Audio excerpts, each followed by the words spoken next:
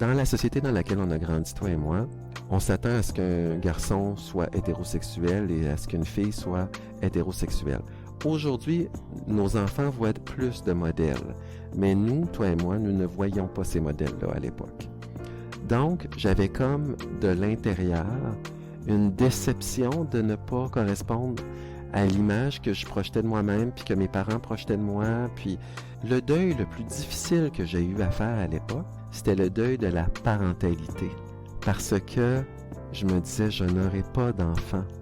Et ça me rendait très triste et ça m'a pris du temps à faire ce deuil-là. Puis je m'étais dit, bon, ben, je serai plus présent pour mes neveux et nièces. Je savais que mes sœurs auraient vraisemblablement des enfants. Et quand je suis devenu papa, je l'ai ressenti, tu vas dire, il est spirituel aujourd'hui, je l'ai ressenti comme un miracle. Parce que moi, j'avais fait le deuil de la paternité et je suis devenu père quand même. J'ai un frisson quand j'entends ça. Bienvenue au 6e épisode de La Quarantaine, une série balado de 40 conversations avec des personnes de 40 à 49 ans qui se racontent. On prend le temps de se parler pour mieux se comprendre. Mon nom est Brigitte Gemme, j'adore faire parler des autres et ce projet, c'est ma manière de donner du sens à ce milieu de vie où on continue de grandir et où on peut encore se redéfinir. Mon invité d'aujourd'hui, Félix Turgeon, est avocat et directeur général d'une organisation gouvernementale du secteur de l'énergie.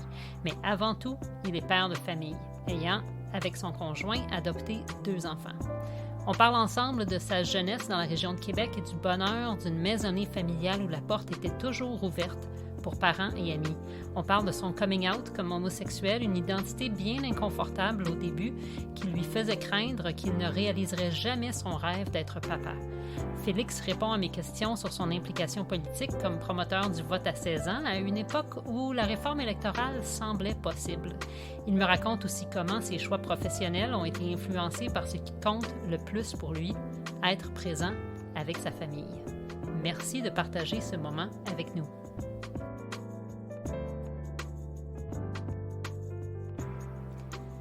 Félix Turgeon, quel bonheur d'être avec toi aujourd'hui. Bonjour Brigitte, le bonheur est partagé. C'est une joie de te retrouver. Ça fait très longtemps qu'on ne s'est pas vu, qu'on ne s'est pas parlé. Et j'aimerais commencer en te demandant de me parler un peu de ta vie de tous les jours. La vie de Félix Turgeon, si j'en faisais un film, qu'est-ce qu'on verrait?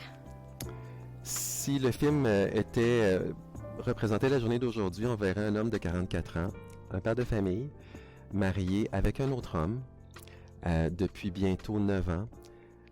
Mon conjoint et moi, on va célébrer ce soir notre anniversaire de mariage d'ailleurs, nous avons adopté 2 enfants. Nous avons un fils d'origine africaine qui a 13 ans, bientôt 14, et une fille d'origine haïtienne qui a 10 ans. Je suis avocat.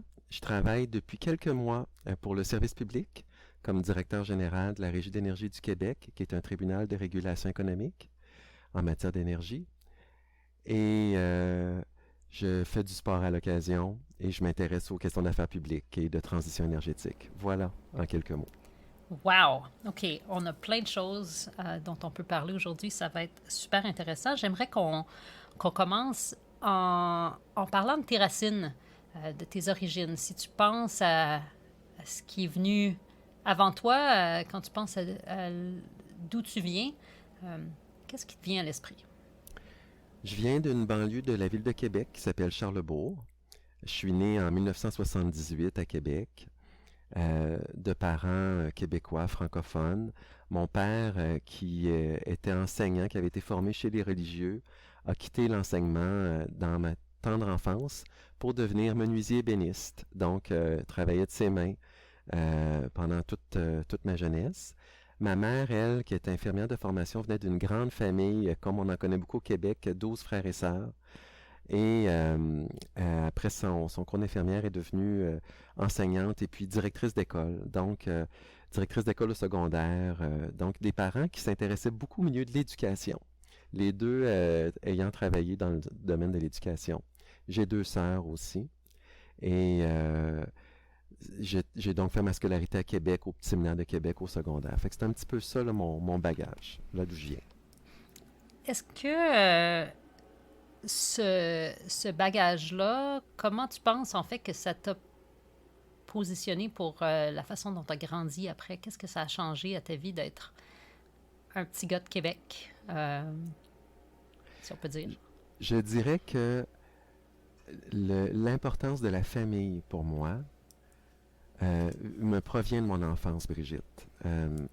Chez nous, mes parents aimaient recevoir de la famille, des amis, aimaient que on invite nos amis, que mes sœurs invitent leurs amis, que moi j'invite mes amis à la maison.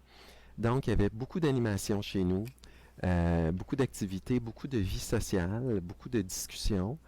Et quand on me demande comment je m'identifie, je te dirais que la première chose qui me vient à l'esprit, c'est comme père de famille aujourd'hui. Fait que c'est très fort pour moi. C'est cet héritage-là que j'ai de mon enfance, puis que je cultive. Ça, c'est probablement, si ton enfance a été un peu comme la mienne, mes parents viennent aussi tous les deux de familles nombreuses. Euh, c'est l'époque où on allait visiter les autres sans d'abord les appeler ou s'annoncer. Et les gens arrivaient chez nous sans être annoncés aussi. Exactement. Et je comprends pourquoi aujourd'hui c'est vraiment un tabou puis personne ne fait ça. Ou largement, ou quand quelqu'un le fait, c'est généralement pas nécessairement perçu comme une bonne surprise, mais ça me manque un peu aussi, cette spontanéité-là. Ben, tout à fait. Puis c'est drôle, moi, sais-tu comment je revis ça, Brigitte? Avec mes voisins. J'habite dans une banlieue de Montréal, une petite ville de banlieue qui s'appelle Saint-Lambert. Puis, avec mes voisins, j'ai cette liberté-là qu'on se croise dans la rue, puis tu goûtes de venir prendre une bière, venir prendre un verre de vin, et ça permet cette spontanéité-là parce qu'il n'y a comme pas d'attente. Mais euh, cette grande ouverture-là que nos parents ont connue, on dirait que nous, on l'a plus, cette liberté-là, aujourd'hui. Je te rejoins là-dessus, puis c'est vrai que ça manque. Moi, je la vis un petit peu avec mes voisins, puis c'est agréable aussi. Puis j'ai connu mes voisins grâce à mes enfants, hein, parce que c'est les enfants qui nous font développer un réseau. Fait que, voilà. Autant par nécessité que par plaisir, souvent, parce que si on n'a pas de réseau avec des enfants, c'est vraiment difficile. Ouais, ouais. Et alors, moi, mon fils joue au hockey, il fait de l'équitation, ma fille joue au soccer, elle fait de la natation, fait que ça développe un réseau. C'est sûr, qu'on le veuille ou non. Euh, donc, aujourd'hui, tu me parles de ta famille, de tes amis qui sont, de tes voisins en tout cas, qui sont des présences importantes pour toi. Qu'en est-il de ton milieu de travail? Comment tu vois l'importance de ton travail par rapport aux autres aspects de ton identité aujourd'hui? Pour moi, c'est très important que mon travail me permette de mettre en pratique les valeurs qui sont les miennes. Je m'explique. Moi, j'ai toujours été intéressé par le service public. La question de l'écologie me préoccupe, de ce qu'on doit faire comme société pour réduire notre empreinte environnementale, pour améliorer la qualité de l'air, la qualité de la santé publique finalement. Fait que j'ai choisi de quitter le secteur privé puis de me joindre à la Régie de l'énergie du Québec, justement pour contribuer à la transition énergétique. Euh, la Régie de l'énergie a un rôle unique à jouer au Québec, en ce sens où c'est cet organisme-là qui fixe les tarifs d'Hydro-Québec puis des distributeurs de gaz naturel, qui fixe les conditions de service, qui autorise les investissements, qui approuve les plans d'approvisionnement. Puis le défi que je me suis donné en arrivant ici, c'est que la Régie prenne en compte dans ses décisions les impacts autres qu'économiques des dossiers qui lui sont soumis. C'est-à-dire ce que les économistes appellent, moi je ne suis pas un économiste, je suis un avocat, mais ils appellent ça des externalités. Donc d'internaliser dans le processus décisionnel les impacts environnementaux. Alors, ça me permet, c'est une longue réponse Brigitte, mais ça me permet de réconcilier mes valeurs avec mon travail. Et pour moi, ça c'est essentiel. On va y revenir à ce choix-là que tu as fait de sauter vers le service public qui ne me surprend pas du tout parce que c'est vrai que tu as toujours eu une inclinaison pour ce genre d'activité-là. Tu as mentionné au tout début que tu es un père de famille et que tu es marié à un autre homme. Parle-moi un peu de ton identité dans ce sens-là, de tes racines à cet égard, puis comment ça s'est joué dans ta vie, puis comment ça se joue aujourd'hui. Écoute, ça a été un tremblement de terre pour moi, Brigitte, quand j'ai découvert à l'adolescence que j'étais attiré par les hommes plutôt que par les femmes. Je vais être bien franc avec toi, c'est pas ce que je souhaitais. Mais j'ai fini par comprendre que c'était pas mon choix non plus. Que je devais simplement l'accepter, m'accepter et faire mon chemin avec ça, qui était mon orientation sexuelle. Ça a fait de moi, à mes yeux, à l'époque, là, je te parle dans les années 90, un marginal. Dans le sens où c'était une époque où quand on parlait d'homosexualité, le premier mot qui nous venait à l'esprit, c'était sida. Donc, c'est comme ça, moi, c'est à cette époque-là que j'ai conscientisé mon homosexualité. Puis, donc, avec beaucoup de crainte. Avec crainte d'être jugé, crainte de tomber malade, crainte d'être discriminé. Alors, mais j'ai été très chanceux parce que malgré le fait que j'avais ces craintes-là, j'ai été bien accueilli quand j'ai fait mon coming out progressivement. J'ai commencé par en parler à mon meilleur ami, qui est hétérosexuel, puis qui est encore mon meilleur ami aujourd'hui. Puis, évidemment, il m'a demandé si j'étais en amour avec lui, fait que j'ai dit que non, je l'ai rassuré. Je suis parti à rire. Puis, il savait que je n'étais pas en amour avec lui. Et donc, on a pu passer à autre chose. Petit à petit, j'ai pu en parler à ma famille, ouvrir, puis même en parler dans mon milieu de travail. Et donc, mais ça fait partie de mon identité. Je me sens minoritaire dans la majorité. Je suis un homme blanc francophone au Québec, donc dans la majorité, mais cette situation-là, là, cette orientation sexuelle qui est la mienne, fait en sorte que je suis aussi une minorité. Et je te dirais, Brigitte, que je pense que ça a enrichi mon regard sur la diversité. La situation que vivent les communautés minoritaires. Ça m'a aussi amené à, quand mon conjoint et moi, on a développé le projet d'adopter des enfants, à me dire, ben moi, l'origine de mes enfants n'a pas d'importance à mes yeux. Ce que je veux, c'est être papa. Puis les services sociaux, quand on les approche, puis qu'ils nous demandent de leur parler de notre projet, il faut être très transparent dans ce qu'on leur dit, puis être très honnête et intègre. Puis moi, j'ai expliqué ça. J'ai dit, j'aimerais avoir un enfant sans égard à la couleur de sa peau, à ses origines. Ce que j'ai demandé, par contre, c'est d'avoir un enfant plus jeune.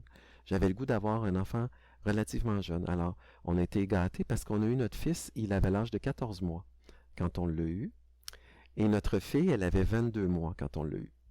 Puis, comme on a eu un fils noir, quand on a fait notre deuxième projet d'adoption, là, on a dit, ayant un fils noir, nous aimerions maintenant avoir une fille noire. Là, on a été très précis et on a été exaucé. Donc, j'ai été très chanceux. La vie a été bonne pour moi. Je dois te le dire, la vie a été bonne pour moi. Parle-moi un petit peu plus, parce que quand tu dis de s'accepter, puis je vois bien le défi, j'avais pas pensé à ça. D'ailleurs, là, dans les années 90, c'est vrai que au-delà de la discrimination, il y avait vraiment un aspect épeurant. C'était encore là, vraiment les années où le sida était hors de contrôle, puis on comprenait pas beaucoup. J'avais jamais visualisé ça, mais est-ce que tu as vécu ça plutôt comme des défis de l'intérieur, de ton identité à toi, psychologique, si on peut dire, et à quel point tu as vécu ça aussi comme des défis venant de l'extérieur, soit de la communauté en général ou... J'ai vécu les deux, Brigitte. Alors, de l'intérieur, dans la société dans laquelle on a grandi, toi et moi, on s'attend à ce qu'un garçon soit hétérosexuel et à ce qu'une fille soit hétérosexuelle. Aujourd'hui, nos enfants voient plus de modèles, mais nous, toi et moi, nous ne voyions pas ces modèles-là à l'époque. Donc, j'avais comme de l'intérieur une déception de ne pas correspondre à l'image que je projetais de moi-même, puis que mes parents projetaient de moi, puis, bon, ma famille. Puis de l'extérieur, puis là, j'avais des craintes aussi par rapport aux réactions de l'extérieur. Puis, le deuil le plus difficile que j'ai eu à faire à l'époque, puis ça va peut-être te faire sourire, c'était le deuil de la parentalité. Parce que je me disais, je n'aurai pas d'enfant. Et ça me rendait très triste et ça m'a pris du temps à faire ce deuil-là. Puis je m'étais dit, bon, ben, je serai plus présent pour mes neveux et nièces. Je savais que mes sœurs auraient vraisemblablement des enfants. Et quand je suis devenu papa, je l'ai ressenti, tu vas dire, il est spirituel aujourd'hui, je l'ai ressenti comme un miracle. Parce que moi, j'avais fait le deuil de la paternité et je suis devenu père quand même. Tu as ressuscité comme père après avoir fait ton deuil, ta petite mort d'être parent. Oui, oui. T'es Alors, c'est très sorti fort. de ton tombeau, mais c'est magnifique, c'est Pour une moi, belle dans mon transformation. histoire, ben c'est ça. Tu sais, le sujet un peu de l'entrevue, c'est une question entre autres d'identité. Pour mon identité, c'était extraordinaire. Puis je trouvais ça intéressant de te partager ça aujourd'hui, de te témoigner de ça aujourd'hui. Je trouve ça très beau. Merci, Félix, de partager ça. Ça me donne des frissons. Euh, Parlons un peu aussi de... Je veux pas être plate, là, mais t'es avocat. Oui, c'est correct. C'est un choix professionnel peut-être autant qu'identitaire. Parle-moi un peu de ce choix-là que tu as fait puis de la place que ça a dans ta vie aujourd'hui. OK. Dans le passé et aujourd'hui, d'ailleurs. OK. C'était assez clair, assez tôt pour moi que la profession juridique était pour m'intéresser. Quand j'étais au secondaire et puis au cégep, j'avais une bonne idée que je me dirigerais vers le droit. Les autres domaines connexes de sciences sociales m'intéressaient aussi, là, tu sais, sciences politiques, communication. J'ai même pensé à un moment donné brièvement à la psychologie. Mais disons que le droit m'intéressait pour différentes raisons. D'abord, c'est un métier de lettres. Moi, j'aime la littérature, j'aime la lecture, les lettres. J'aime aussi le fait que c'est un métier qui peut mener à différents types de carrières au service public. Beaucoup d'hommes et de femmes politiques ont une formation juridique. C'est une formation, la formation juridique, qui est une bonne formation de généraliste, qui peut mener à toucher à différentes choses et à s'intéresser à différents sujets. Fait que quand on est quelqu'un de curieux, il y a là une belle matière pour beaucoup d'heures de plaisir. Fait que ce sont les raisons qui ont motivé mon choix. Comme avocat, j'ai toujours travaillé en entreprise. J'ai travaillé brièvement dans une agence de l'ONU comme stagiaire, mais j'ai toujours travaillé en entreprise. J'aime beaucoup le travail juridique en entreprise parce que j'aime les projets. J'aime participer à la réalisation d'un projet. Je suis vraiment un joueur d'équipe. Puis, j'ai eu beaucoup de plaisir pendant mes 20 ans de pratique de droit en entreprise à ce titre-là. Et ça m'a mené à ce nouveau rôle-là que j'occupe comme directeur général de la Régie d'énergie du Québec, où je gère une équipe de non-juristes. Ce sont des économistes, des ingénieurs, des comptables qui forment l'équipe des spécialistes qui analysent les dossiers qui sont soumis à la régie. Mais, les réflexes juridiques sont quand même très utiles dans ce rôle-là, même si la fonction juridique est incarnée par d'autres collègues. Wow! Est-ce que quand tu as choisi d'aller vers le droit, tu as laissé d'autres projets, d'autres identités peut-être de côté? Bien, j'avais songé étudier en politique et ma mère m'a dit de ne pas faire ça et d'aller chercher une vraie bonne profession libérale. Donc, elle a presque fait le choix pour moi, je te dirais. Puis, elle m'avait dit, avec le droit, tu pourras faire de la politique si tu veux, mais si tu fais de la politique, tu pourras pas faire de droit. Si tu étudies en sciences politiques. Je trouvais que c'était un bon argument. Donc, ça m'a convaincu. Oui, j'ai tu t'intéresses au choix, la diplomatie est quelque chose qui m'aurait intéressé. Euh, mais quand j'étais à Rome pour une agence de l'ONU, il aurait fallu faire des allers-retours entre Montréal et Rome pour décrocher un poste temporaire qui aurait pu mener éventuellement une permanence. J'étais en amour à l'époque avec mon ancien conjoint qui était à Montréal. Donc, c'était pas une option pour moi là, de suivre ce chemin-là. Et ça s'est donc pas présenté pour moi. Je suis rentré à Montréal, puis j'ai commencé à travailler à Montréal, plutôt que de poursuivre l'autre chemin. Alors, la diplomatie, c'est pas présenté pour ces raisons-là, mais il y a eu autre chose. T'as Choisir, c'est jamais... renoncer. Oui. J'aimerais qu'on fasse un petit détour pour un moment sur quelque chose qui fait partie dans ma tête, à moi, de ton identité, de la manière dont je me rappelle de comment on s'est connu, qui est la question du vote à 16 ans. Qui était une question qui te passionnait beaucoup, je pense, à l'époque où on s'est connus. Oui, Peux-tu me parler un peu de cette période-là de ta vie, qui était dans les fins des années 90? Donc, oui. qu'est-ce que c'était la question du vote à 16 ans? Puis quelle importance ça a eu dans ta vie Ah mon Dieu, d'alors? belle question. Je pensais pas qu'on aborderait ça aujourd'hui, mais je trouve ça agréable que tu ramènes ça.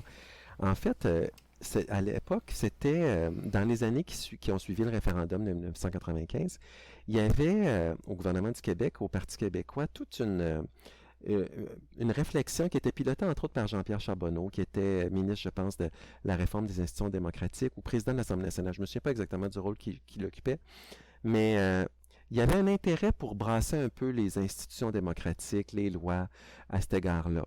Alors, moi, c'est dans ce contexte-là où j'ai, avec quelques copains, produit un mémoire à la commission parlementaire à l'Assemblée nationale qui révisait les lois là, encadrant les élections au Québec pour proposer l'idée que le droit de vote soit accordé dès l'âge de 16 ans aux jeunes du Québec. Puis c'était basé sur les réflexions suivantes. À 16 ans au Québec, un jeune ou une jeune peut quitter l'école en vertu de la loi, peut travailler à temps plein. S'il travaille à temps plein, cette personne-là paie des taxes, paie des impôts sur son salaire. S'il devient consommateur, paie des taxes aussi. Et en vertu du bon vieux principe américain de no taxation without representation, euh, pourquoi ces jeunes-là n'auraient pas le droit de participer à la vie démocratique alors qu'ils contribuent aux finances publiques? L'idée, c'était aussi d'essayer d'envoyer un message à la jeunesse à l'effet que occupe-toi de la démocratie, on te donne le droit de vote, exerce-le et influence la société dans le sens de tes valeurs. Donc, il y avait une question de cohérence avec le principe de no taxation without representation. Il y avait une question de propagation de la démocratie. Euh, il y avait une petite réflexion collective sur le cadre électoral au Québec. Fait que c'est dans cette foulée-là que j'ai contribué à cette réflexion-là. Ça n'a pas porté fruit. Pas Mais encore, pas pas encore. encore, pas Mon encore. agenda secret, c'est que j'espère que ceux qui vont nous écouter vont se dire hey, c'est une bonne idée, il faudrait qu'on s'y remette. Ben moi, je pense que ça vaudrait la peine d'être étudié à nouveau. Ça fait quand même 25 ans ce que je te raconte là. Puis je pense aussi que on a vu dernièrement les décisions de la Cour suprême des États-Unis. Euh, Quelle a été la réaction du président Biden? Moi, je pense qu'elle était juste. Elle était de dire aux Américaines et aux Américains, si vous voulez des changements, il faut voter. Les législateurs sont là pour adopter des lois et protéger les droits, notamment les droits des minorités, mais les droits des femmes, ici dont il est question. Voter. Voter en grand nombre aux élections. Obama a réussi une certaine réforme. C'est peut-être pas la réforme qu'il souhaitait, mais il a réussi une certaine réforme en assurance santé parce qu'il avait un mandat, puis il avait, à l'époque, les démocrates avaient le contrôle des deux chambres. Alors, oui, Brigitte, c'est peut-être le temps de relancer la discussion, qui sait.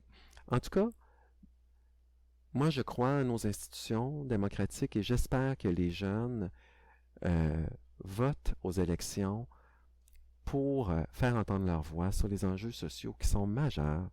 Puis ce qu'on prenait pour acquis, peut-être que là, on commence à se rendre compte qu'on ne peut pas le prendre pour acquis. Donc, il faut rester vigilant.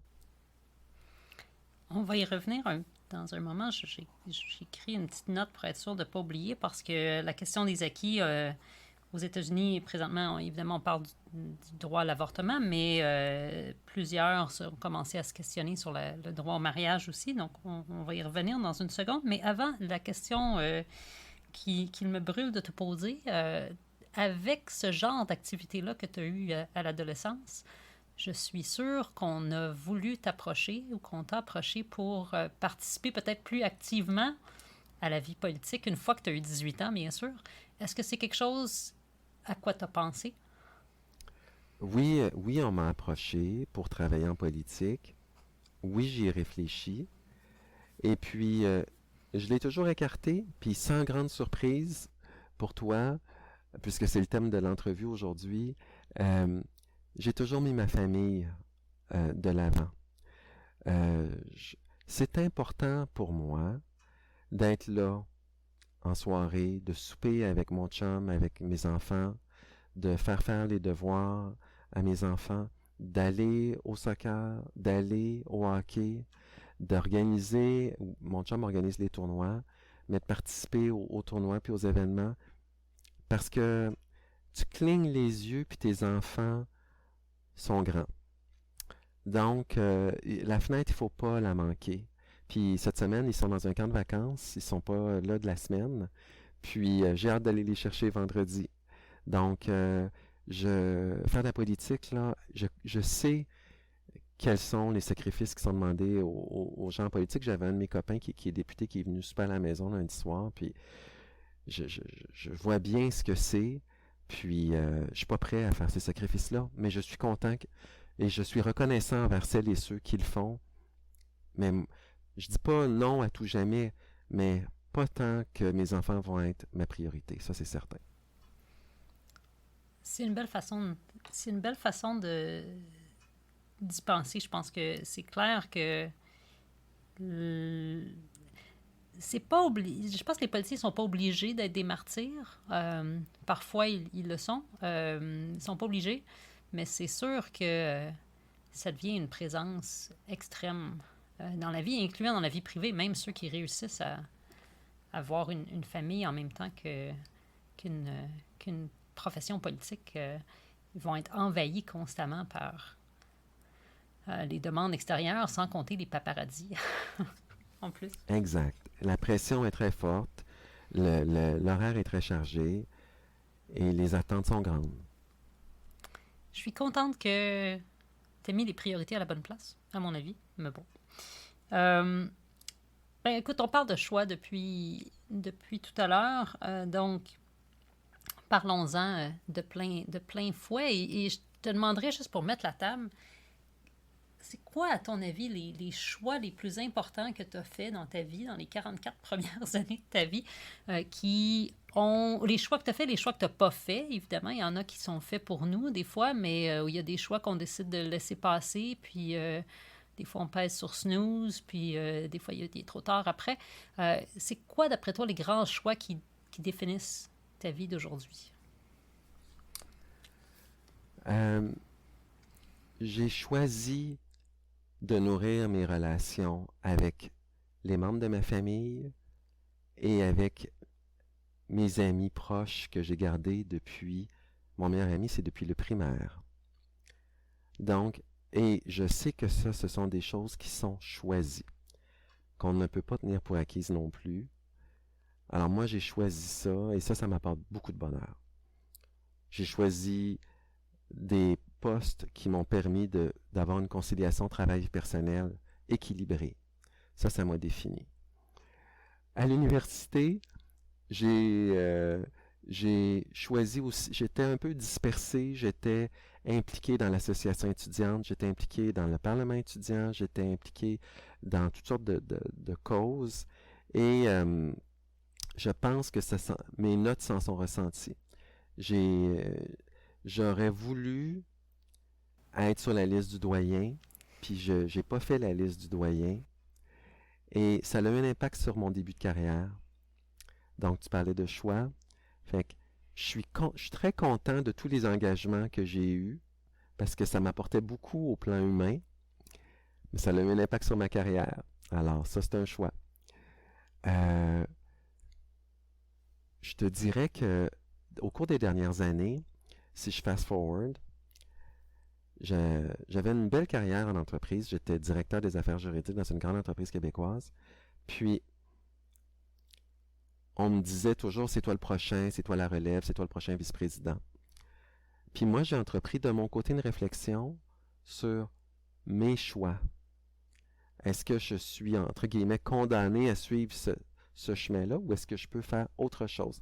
Puis je suis allé chercher le soutien d'une coach, une coach professionnelle de carrière, qui m'a vraiment bien coaché en ce sens où elle m'a aidé à mieux me connaître, mieux identifier mes valeurs, ce que je recherche, ouvrir mon champ. Puis c'est ce qui m'a amené dans le poste que j'occupe aujourd'hui, parce que quand l'opportunité s'est présentée, j'ai compris que c'était la bonne opportunité pour moi, même si ce n'était pas un poste d'avocat. Donc, c'est un choix, ça aussi, de dire, je quitte le milieu des affaires, je quitte le milieu d'entreprise pour autre chose. Puis j'ai laissé potentiellement une vice-présidence, mais j'ai beaucoup de plaisir dans ce que je fais, puis ça a beaucoup d'impact. Je pense en tout cas là, que ça aura beaucoup d'impact sur les développements du cadre de la transition énergétique au Québec. Puis ça a beaucoup de valeur à mes yeux, puis ça m'apporte beaucoup de joie. C'est le fun.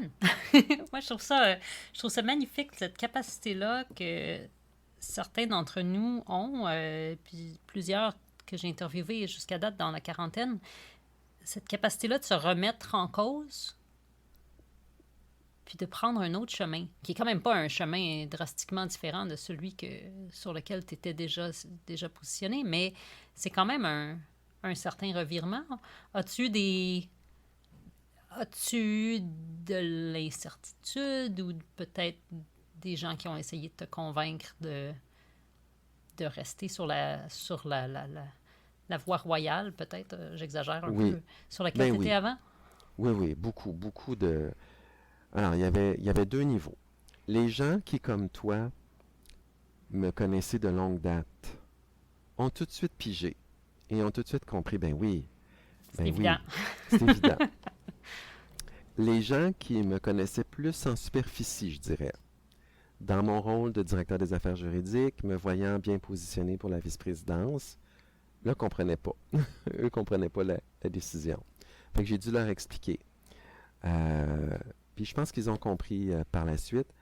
Mais si un an, tu m'avais dit que je me retrouverais en janvier 2022 directeur général de la Régie de l'énergie, je t'aurais pas cru. Fait que c'était vraiment une grande surprise pour moi. Ça s'est fait très, très vite comme processus.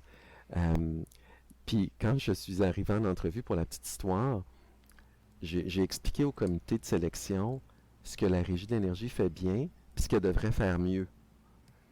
Puis ce qui devrait être développé pour assurer la transition énergétique du Québec. Puis ils m'ont donné le poste en me disant, bon, ben, à toi de livrer ce que tu nous as dit qu'ils doivent faire Oups! en entrevue. J'espère qu'ils avaient pris des notes. Oui, je te le confirme. Ça s'est retrouvé dans mes attentes. Puis je suis en train de le faire, Brigitte. J'ai hâte de pouvoir t'en parler un petit peu plus concrètement, mais il y a des choses qui s'en viennent bientôt. Parle-moi de... Ce qui m'intéresse particulièrement ici, là, c'est comment une personne, tu sais, puis souvent on pense, ah, c'est juste moi, une petite personne, tu sais, puis évidemment, tu es dans une position relativement privilégiée d'avoir ces leviers-là d'action, mais il y en a beaucoup des gens dans des positions privilégiées qui sont quand même pas capables, qui n'ont pas la capacité de procéder aux transformations parfois radicales qui peuvent penser comme étant nécessaires. Même le président des États-Unis, juste parce qu'il est président des États-Unis, n'a pas la capacité de faire n'importe quoi. On le sait, c'est évident par les temps qui courent. Mais donc, comment tu vois ta propre capacité, mais aussi tes limites à amener ces changements-là que tu vois comme étant nécessaires? OK, bien, il y a 2 niveaux. Je vais commencer par la fonction, puis après ça, je vais parler leadership. Au niveau de la fonction, moi, je travaille dans un tribunal de régulation économique. Je ne suis pas le policy maker ici. Le policy maker, il est à Québec ou il est à Ottawa. À l'occasion, je peux avoir des discussions avec le policy maker. Je peux peut-être nourrir sa réflexion occasionnellement, mais c'est les décisions dans notre système démocratique, c'est là qu'elles se prennent. Donc, mon rôle est somme toute limité. Une fois que j'ai dit ce que j'avais à dire, je prends le cadre qu'on me donne, puis j'essaie de faire le maximum dans le cadre qu'on me donne. Puis ça, je suis quelqu'un d'assez créatif. Donc ça, c'est pour le premier bout. Pour le bout leadership, avec l'expérience que j'ai acquise, je pense que ça part, Brigitte, de donner du sens. OK? Expliquer à l'équipe pourquoi. Qu'est-ce qu'on cherche à atteindre? Puis, on est tous, on travaille souvent, comme on dit, le nez sur la meule. Hein? Fait qu'on voit l'arbre, puis on voit pas la forêt.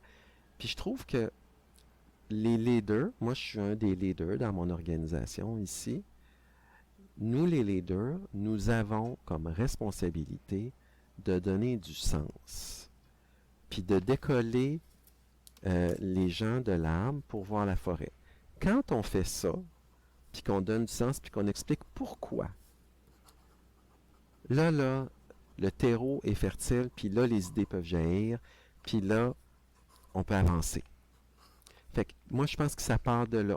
Évidemment, quand tu as des habiletés en communication, c'est bien utile. Parce que donner du sens, ça se passe en parlant et en écoutant. Puis là, je suis pas capable de dire le ratio idéal, mais il y en a qui disent qu'on a 2 oreilles puis une bouche. C'est parce qu'il faut qu'on écoute 2 fois plus que l'on parle. Il y a peut-être du vrai là-dedans. Fait que je pense qu'il faut écouter beaucoup, mais il faut exprimer où on s'en va. Puis donner la place aux gens.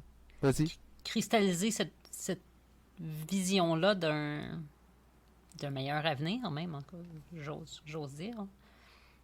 Oui, puis ce qui est le fun, c'est que moi, quand je suis arrivé ici, j'ai bien senti que l'équipe est consciente des enjeux environnementaux, a le goût d'y contribuer. Tu sais, c'était pas difficile, c'était pas une vente difficile pour moi là, d'avoir à s'entendre sur les valeurs.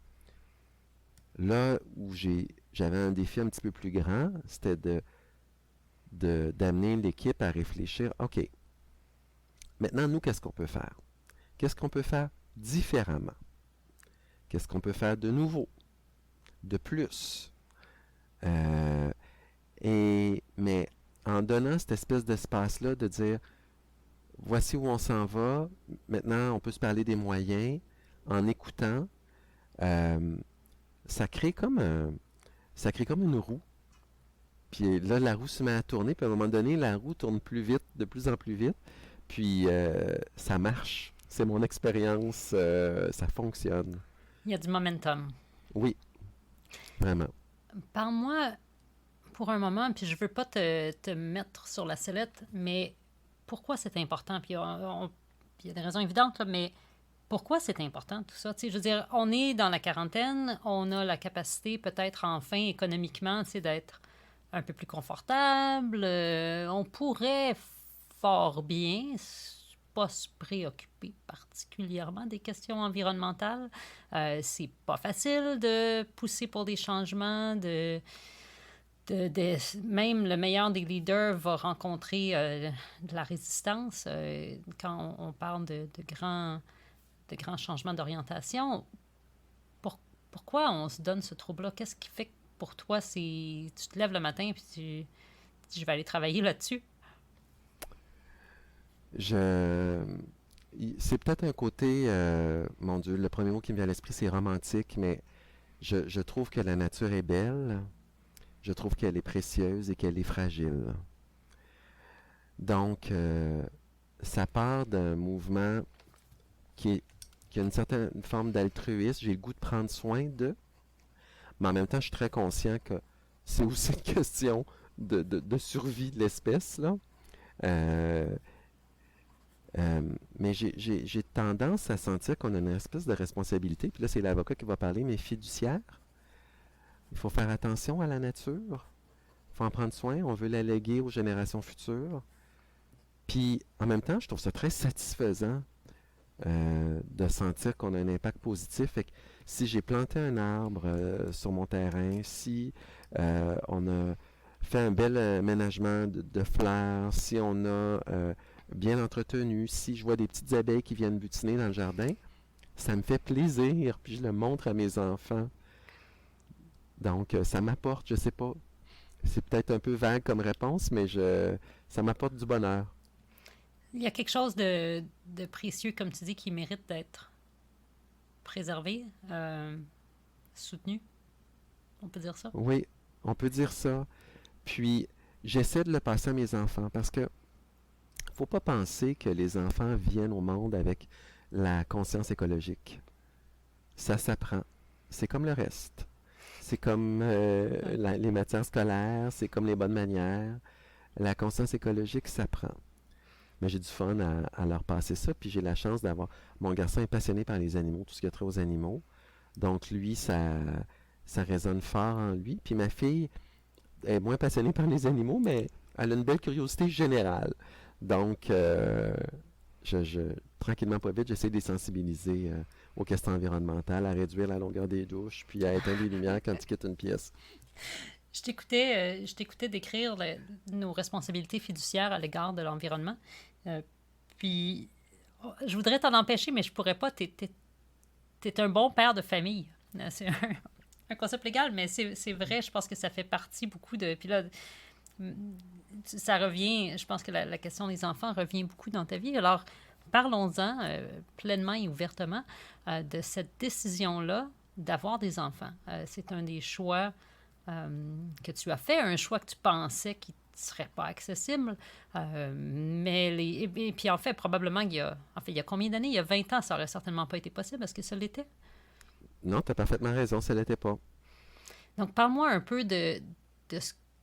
sans me donner un cours de loi familiale 101 ici, mais parle-moi de ce qui a fait en sorte que ça devienne possible OK. dans ta vie de devenir père, ce qui était un rêve que tu avais. Oui, tout à fait. Ben, au tournant des années 2000, les lois... je vais parler des lois au Québec, je suis moins familier avec les législations des autres juridictions, mais les lois au Québec ont changé et il y a eu l'union civile, il y a eu le mariage gay qui a été autorisé par la Cour suprême, si mon souvenir est bon, puis après ça qui est passé dans les lois fédérales. Et peu de temps après, l'adoption d'un enfant par deux parents de même sexe est devenue possible. Bon. Nous, on avait des amis, on avait un couple d'amis qui avaient entrepris un processus, puis qui nous parlaient de leur processus. Et à un moment donné, on a décidé de se marier, mon conjoint et moi, je l'ai demandé en mariage. Il a dit oui. Puis on s'est mariés à l'été 2009. Oui, c'est le fun. Et à peu près au même moment où je l'ai demandé en mariage, quelques mois avant, en fait, on avait entrepris la procédure pour pouvoir devenir une famille d'accueil en vertu du programme des services sociaux là, de la Direction de la protection de la jeunesse du Québec. Et donc, la façon dont ça fonctionne, c'est que il y a une entrevue qui a lieu, des questionnaires, des références sont prises, une évaluation psychosociale. En tout cas, c'est un processus en plusieurs étapes, des séances d'information obligatoires, etc. Puis, à l'issue de toutes ces étapes-là, la DPJ, les travailleurs sociaux, rendent une évaluation, puis disent oui, tu peux devenir une famille d'accueil, ton couple, ou non. Alors nous, ça a été oui, et ils nous avaient dit à l'époque, je me souviens de ça toute ma vie, ils nous avaient dit, nous on recherche les meilleures familles pour nos enfants. Fait qu'on regarde quels sont les besoins des enfants, puis en fonction des besoins, on regarde dans notre banque de famille, puis laquelle est la meilleure pour répondre aux besoins de l'enfant. J'avais bien aimé ça. Puis après ça, ils avaient rajouté, généralement, on privilégie les familles hétérosexuelles sinon, on va aller du côté des familles homosexuelles, puis sinon, on va aller du côté des personnes seules. Fait que j'avais trouvé ça assez blunt, C'est comme assez on candide, dit. ouais. Ouais, mais c'était ça, c'était comme ça que ça fonctionnait. Alors, bon, la chance qu'on a eue, c'est que en décembre 2009, en novembre, en fait, on a reçu un coup de fil, puis ils nous ont dit, on a un petit garçon de 14 mois, puis on pense que vous êtes la bonne famille pour lui. On aimerait ça organiser une rencontre. Il était en famille d'accueil depuis 2 mois environ, quand on a eu la première rencontre avec notre fils. Puis on a eu un coup de cœur, puis je dirais réciproque, pour lui pour nous. Puis 2 semaines plus tard, là, il était rendu chez nous. Et puis j'ai jamais pleuré comme ça de ma vie, je peux te le dire. Pleurer à plus voir clair tellement je pleurais. Mais parce que c'était mon miracle qui se réalisait, mon miracle dont je te parlais tantôt. Fait que ça, c'était en décembre 2009. On a eu notre garçon Comme qui a famille 13 ans. d'accueil, Au à départ, l'époque. famille d'accueil. Oui, Ouais. oui. Puis, quelques mois plus tard, famille d'accueil s'est transformée en famille d'accueil jusqu'à sa majorité, donc jusqu'à l'âge de 18 ans. Puis, quelques années plus tard, adoption. Donc, les critères ne sont pas les mêmes pour être famille d'accueil versus pour devenir famille adoptive. Euh, les critères sont plus élevés pour devenir famille adoptive. En décembre 2013, on a eu notre petite fille qui avait 22 mois. Quelques mois plus tard, on a eu le placement à majorité, donc on est sa famille d'accueil jusqu'à ses 18 ans. Puis, on n'a pas encore pu l'adopter parce que le critère qui permet l'adoption n'est pas rencontré du fait que la mère biologique de notre fille est encore présente dans sa vie. Elles ont 2 contacts par mois. Et je pense que c'est très positif pour ma fille de connaître sa mère et de savoir qui elle est, d'avoir une relation avec elle, de la voir comme ça 2 fois par mois. C'est quelqu'un qui est présent dans sa vie, puis je vois ça très positivement. Donc, elle n'est pas adoptée. J'espère quand même parvenir à l'adoption un jour. Euh, mais si ça n'arrive pas, c'est pas grave. C'est ce que je souhaite, mais c'est ma fille quand même, puis on est ses papas quand même. C'est un gros défi. Avoir des enfants, en général, évidemment, c'est une transition souvent difficile. Pour la plupart des gens, c'est un gros défi d'ajouter quelqu'un dans ta vie qui dépend de toi à ce niveau-là, d'une telle intensité, surtout encore à plusieurs égards des tout petits enfants, des bébés, tu sais. Mais j'ai beaucoup d'admiration pour les familles qui décident d'être des familles d'accueil, qui en plus vivent avec les défis supplémentaires d'être une famille d'accueil. Est-ce que c'est quelque chose qui vous a passé par la tête avant d'embarquer dans le processus? Les travailleurs sociaux étaient très, très clairs sur le fait que les enfants qui sont confiés aux services sociaux arrivent souvent avec un bagage. Donc, on le savait dans quoi on s'embarquait. On a été très chanceux parce que nos enfants n'ont pas de problème de santé, ni l'un ni l'autre. On a eu des inquiétudes pour les deux au départ, et pour notre fils et pour notre fille. Puis dans les 2 cas, les inquiétudes se sont dissipées. Mais oui, on était conscients de ça, Brigitte, tout à fait. Puis c'est important de prendre ces décisions-là en toute connaissance de cause. Les travailleurs sociaux nous disaient, on veut des parents des 8, des 9 puis des 10 sur 10 pour nos enfants. Oui. Fait que c'était valorisant pour l'ego quand on était sélectionné. Je me demande, tu sais, si tu étais une femme et une mère, puis je me demande comment ça se joue dans les situations où les 2 parents sont 2 pères, tu sais. Mais si tu étais une femme, on t'aurait sûrement posé la question, quelque chose dans le genre de « Mais vous aviez pas peur que ça fasse dérailler votre carrière? Parce que tu avais déjà une carrière assez intéressante, tu sais, comme avocat. Est-ce que c'est quelque chose qui t'a traversé l'esprit? Ben, je te dirais que ça a fait dérailler ma carrière, entre guillemets. Dérailler peut-être fort, mais... Pour le mieux, peut-être? Oui, dans le sens où, pendant quelques années, je travaillais pour une grande firme de génie conseil, et puis quand on a eu notre fils, quand on était dans le processus, on ne l'avait pas encore, mais on était dans le processus et ça s'en venait. J'avais annoncé à mon patron que je voulais prendre un congé de paternité. Puis il m'avait répondu, ça ne se fait pas ici Oh, aïe, de aïe. prendre un congé de paternité.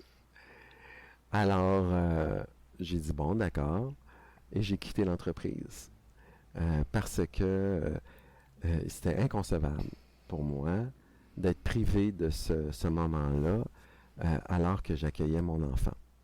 Donc, oui, ça a fait dérailler ma carrière, entre guillemets. J'avais une belle carrière dans cette entreprise-là. Je faisais beaucoup de droit international. J'avais de très, très beaux projets partout dans le monde. J'ai voyagé en Afrique du Nord, au Moyen-Orient, partout en Europe. Mais je n'étais pas prêt à faire les sacrifices que ça prenait. Dans cette même entreprise-là, j'avais été récompensé comme étant un avocat très performant, puis invité à une soirée de gala. Mais on m'avait dit, c'est mieux que tu viennes seul, plutôt que d'y aller accompagné. Et je te parle, Brigitte, là, non, je te parle dans les années 2007-2008. Accompagné de ton de mon conjoint. conjoint, oui. Si ça avait été Mais une ça- conjointe, personne ne se Ah. serait intrigué de ça. Exactement. Puis on m'avait dit que ça serait pas bon pour ma progression. Fait que là, j'ai dit, Ah. écoutez, je ferai quand même pas semblant d'être célibataire. Fait que j'ai dit, votre beau prix, là, vous pouvez le garder pour vous. Je vais pas à la soirée en question. Ah, que Alors, c'est dommage, que c'est ouais. dommage. Ouais. Pas C'est pour fou, toi, hein? mais pour eux, tu sais, puis on parle du 21e siècle quand même, là. Oui, tout à fait. Fait que, bref, je vais pas m'attarder là-dessus, mais je pense que je suis allé trouver mon bonheur ailleurs, tout simplement. J'aime y penser comme ça aussi. Je te pose une autre question sur la question de la famille. On prend beaucoup comme parents, moi, mes enfants sont un peu plus jeunes que les tiens, 7 et 10 ans présentement, mais on prend beaucoup de décisions aussi, on fait des choix pour nos enfants. Est-ce que... en fait, quel choix as-tu l'impression de faire pour eux aujourd'hui? Qu'est-ce que ça veut Ah, dire mon Dieu. dans ta vie? Nous, on a, entre autres, hésité longuement pour le choix de l'école de notre garçon, qui a des difficultés d'apprentissage. Puis, j'ai hâte au jour où je ferai la paix avec les choix que nous avons faits. Parce que j'arrive pas encore à savoir si nous avons fait le bon choix. Puis on l'a écouté, notre choix, ça a été de l'écouter. Lui, il voulait pas changer d'école. Il voulait pas être déraciné de son école, puis on a respecté ça. Puis je sais toujours pas si c'était la bonne décision. Fait que oui, on fait des choix. Mais là, ce qui est le fun, c'est qu'ils grandissent. Donc, on peut les impliquer de plus en plus dans la prise de décision. Puis la nature va faire en sorte qu'ils vont être de plus en plus à même de prendre leurs propres décisions, tu sais, tout doucement, puis qu'on va plus être consulté que décisionnel. On l'espère, tout le Oui. moins. On s'en va vers là. C'est définitivement ce à quoi j'aspire pour l'avenir. Hey, une petite question spring pour toi, là. Oui. Pourquoi se marier? J'ai beaucoup d'amis au Québec j'habite en Colombie-Britannique. Ici, le mariage est encore, je dirais, le gold standard à plusieurs égards des relations. Mais au Québec, c'est beaucoup moins nécessaire du point de vue légal, pourrait-on dire. Pourquoi avoir demandé ton chum en mariage? Ah, ben, c'est mon côté romantique, Brigitte. Puis, j'ai fait ça à Paris, devant Notre-Dame de Paris. Oh, t'es J'ai, cute. à un moment donné, quand je voyageais beaucoup par affaires, je me suis retrouvé à Charles de Gaulle dans un attentat à la bombe. Puis, je me suis dit, ouais, ça va peut-être finir aujourd'hui. Puis, j'ai comme eu la réflexion de dire, est-ce que je regretterais? Puis, ma réponse était oui. Fait que le choix, c'est un thème, un fil conducteur dans l'entrevue, là. J'ai choisi de dire, je veux vivre ça.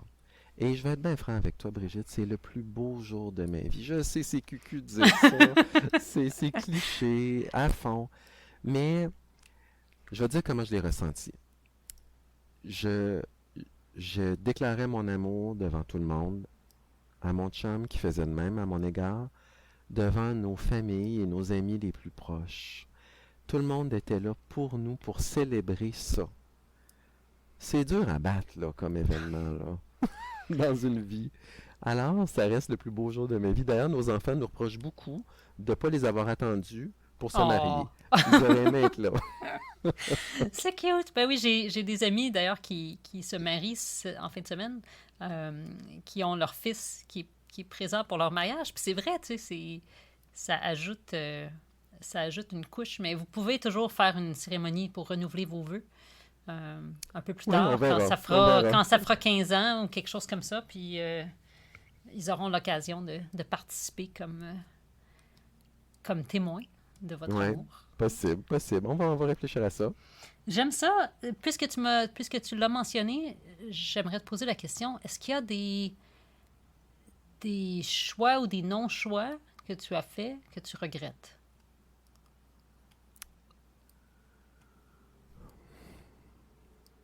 Non, je te dirais que je suis bien.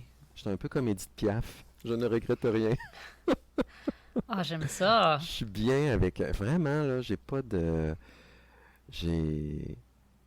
J'essaie d'y réfléchir, là, mais s'il fallait qu'il m'arrive quelque chose, là, j'espère qu'il m'arrivera rien, mais je pense pas que je partirais en me disant je regrette.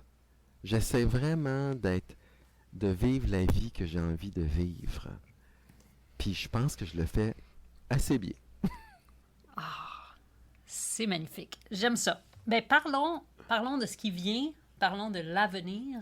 Félix, parlons des prochaines 40 ou 50 années, puisque tu as l'air en bonne forme. Les gens ne te voient pas, là, mais tu as l'air en pleine santé. Donc, je te prédis un autre 50 années de vie en bonne santé.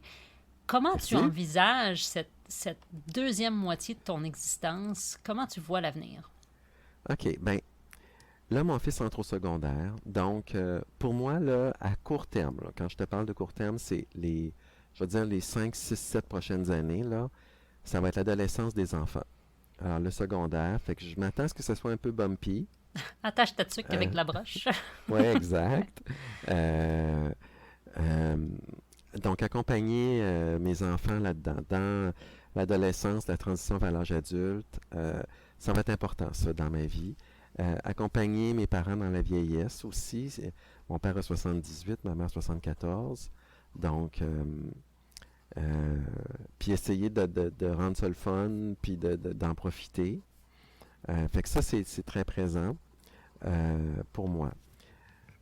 Au point de vue professionnel, je suis hyper satisfait. Je pense que j'ai de l'eau au moulin pour m'amuser pendant un bout de temps là, avec tout ce qu'il y a à faire. Euh, j'ai aucune idée d'où tout ça me mènera, euh, mais je suis bien ouvert, puis je m'amuse, puis donc je vais rouler là-dedans pendant un bout de temps. Je pense que j'adore le secteur de l'énergie, je trouve ça vraiment intéressant. Euh, je fais du sport, effectivement, je cours, j'essaie de rester en forme, de bien manger, de manger moins de viande, plus végétarien, de faire un peu plus de musculation aussi, parce que je pense qu'en vieillissant, c'est important. Puis j'ai jamais été trop fan de la musculation, mais je suis conscient que je dois en faire. Euh, je veux entretenir mes relations avec mes amis, puis soigner mon couple. Voilà, c'est mon projet. C'est tout? C'est tout. As-tu une bucket list? As-tu des choses que tu voudrais absolument faire dans les prochaines 20, 30, 40 années? Si elles nous sont données. Il y a un endroit où je vais amener mon chum, ça c'est sûr, mais je peux pas le dire au cas où l'entrevue, il l'écoute.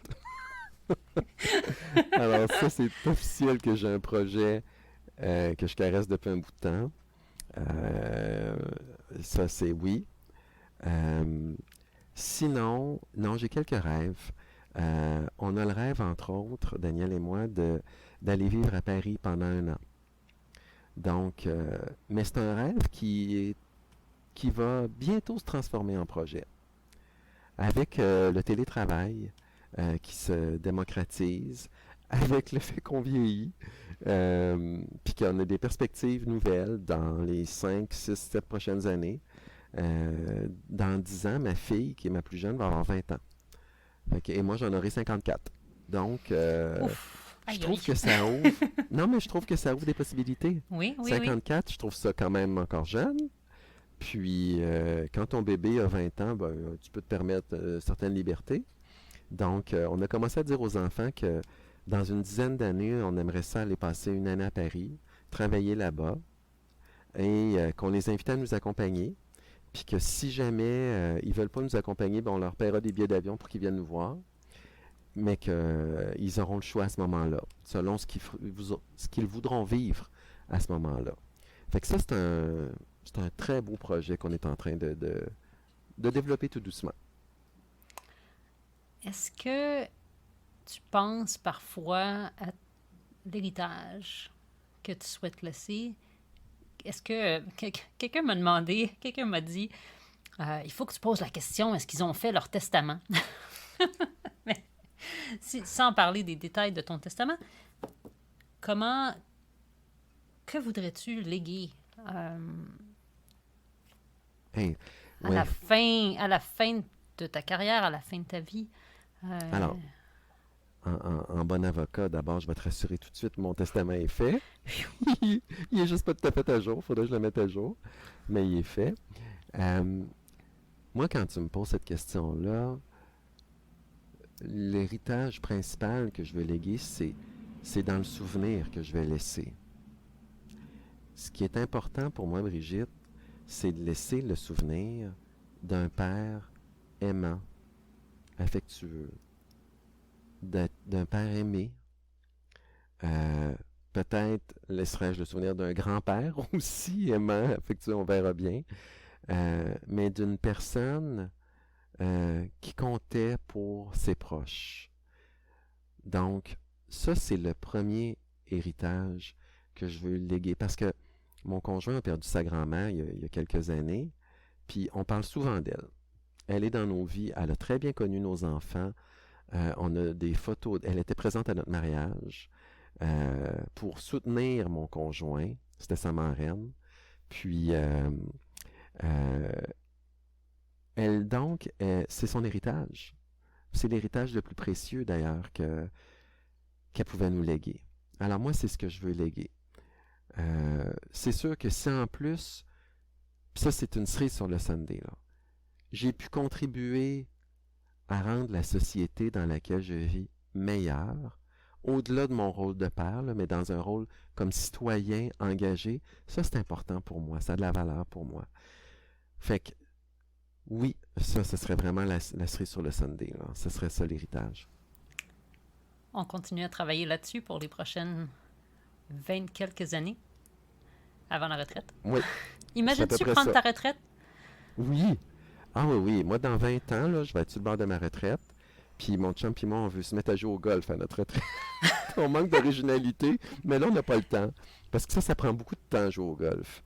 Mais on a le goût, on se dit, à la retraite, on va apprendre à jouer au golf, on va avoir du temps, puis on va voyager sur les terrains de golf. Peut-être que ça sera plus à la mode, puis ça va être trop destructeur pour l'environnement. On se trouvera d'autres choses. Mais on aime faire du vélo ensemble, on aime jogger ensemble. On va vouloir explorer la planète. Ah oui, oui, on en parle.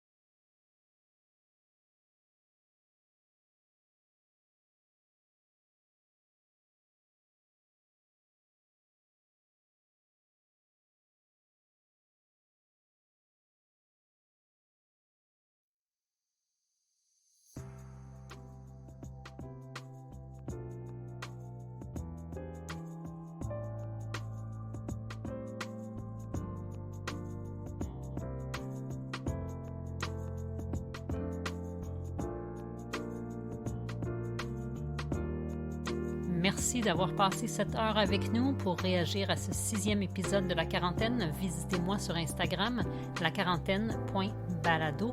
Pour me suggérer le nom d'une personne à interviewer, visitez le site laquarantaine-balado.com. Ne soyez pas timide, vous pouvez même nominer votre propre personne. Surtout, n'oubliez pas de vous abonner et de revenir la semaine prochaine pour une autre conversation.